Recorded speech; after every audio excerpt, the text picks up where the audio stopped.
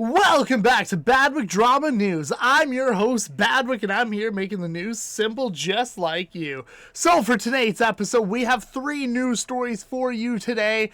Now, I apologize, I haven't been consistent with the videos recently. However, these news stories were some interesting stories that occurred during the weekend and the week that I want to discuss with you guys because I think they're worth something. So for our first story of the night, we're going to be talking about the Star Wars YouTube channel that goes by the name of Star Wars Theory, which is being called out by the New York Times. Then for our second story, Mama Max has been exposed. And for what? Well, apparently he was threatening to cancel this big YouTuber. And then our final news story of the day is about Pokimane, because of course it is. And she is shit-talking more people on Twitch. Now, if you guys enjoy these videos, hit that like button, subscribe to support the content, and comment down below what you think about these stories and topics today. Now let's just get on with the video. So for our first story of the night, we're going to be talking about the YouTube channel Star Wars Theory. Now, if you guys are unaware of who Star Wars Theory is, they're a massive Star Wars channel with over 3 million subscribers that basically just covers Star Wars lore, fan fictions, and just episode reviews and critiques of Star Wars as a whole. Now, the individual that runs this channel has been criticized of having right ideologies, against woke culture, if you want to say it, and that boils down to his critiques of how the franchise has been under the care of Disney, their casting choices, directions of the story, that sort of stuff. Now, he runs a secondary channel where he hosts a podcast. And on this podcast, he tends to talk about politics, culture, that sort of stuff, and relates it to Star Wars sometimes. Now, recently, he invited a psychologist on that goes by the name of Sadia Hans.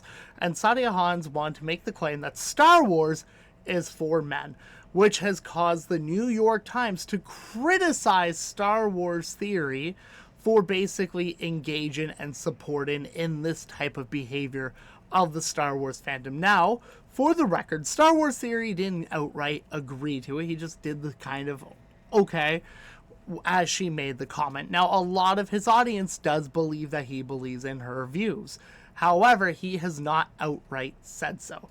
So this has caused a ton of people to accuse him of being misogynist and sexist and very alt-right and that sort of stuff. And I mean, I do think he has right-leaning ideals, but I haven't ever actually seen the guy be outright, like, sexist. I'll be honest. And I'm not a fan of Star Wars Theory. There's a lot of stuff you can say about this guy. This guy is, like, deserves an iceberg theory of his own. However, here's a clip of him reacting to the New York Times response.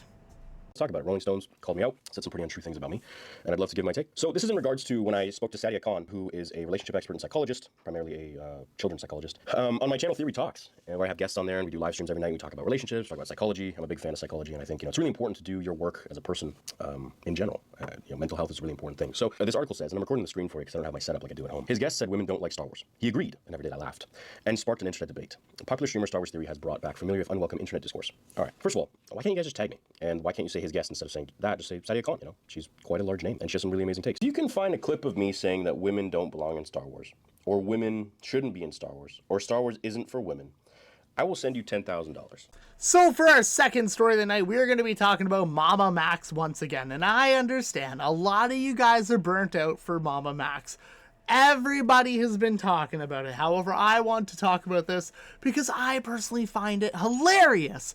Now, if you want to stay updated with the Mama Max situations, I would suggest you guys checking out Tommy C, Chud Logic, Xylee Gets Real, Mr. Sen, Mudahar. These guys have done a fantastic job covering the Mama Max situation. I know FPS Diesel did a whole timeline of all the drama that Mama Max has been in, as well as Nicholas Diorio.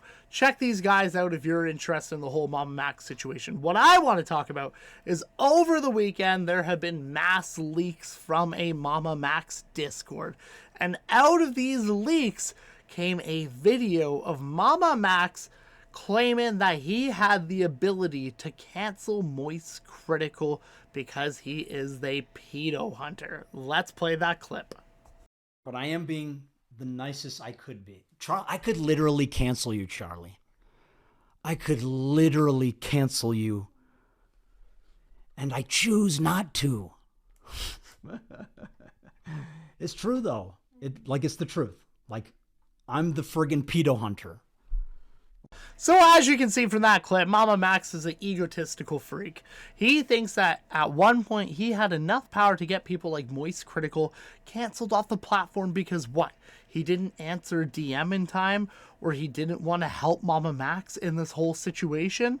So yeah, I don't feel bad for Mama Max, and I hope if you guys had any sympathy for him after seeing a clip like that where he would go to the point of trying to ruin someone's career because he didn't get the outcome he wanted, I hope you guys look at him a little different at least, because I personally think he's a terrible person.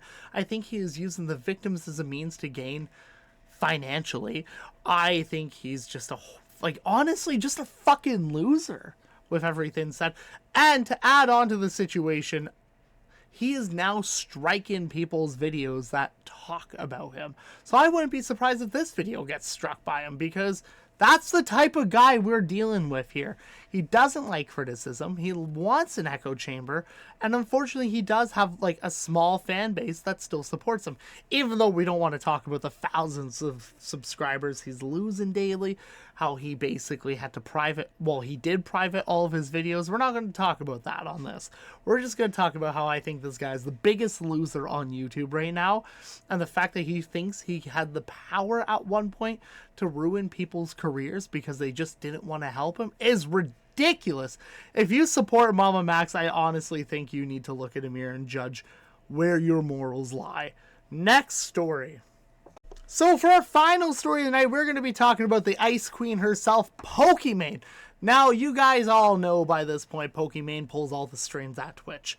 However, recently, she has started to talk about gambling again. Now, if you're unaware, Pokimane was one of the people leading the charge against gambling on Twitch, which led to the creation of Kick. A lot of the streamers, the top streamers on Kick, are people who gamble. And Kick itself is sponsored by a gambling website. Now, Pokimane was very critical about individuals that streamed slots on stream and gambling and that sort of stuff. And she seems to have continued this crusade recently, as she is insulting an individual that obviously supports gambling in this clip. Not say genuine question and then call someone slow. It's kind of like if I said, that's a great question, but you're an absolute idiot to think that gambling is only being advertised to adults only when it's being live streamed on twitch.tv. Maybe you're slow. But I say that with such genuine authenticity.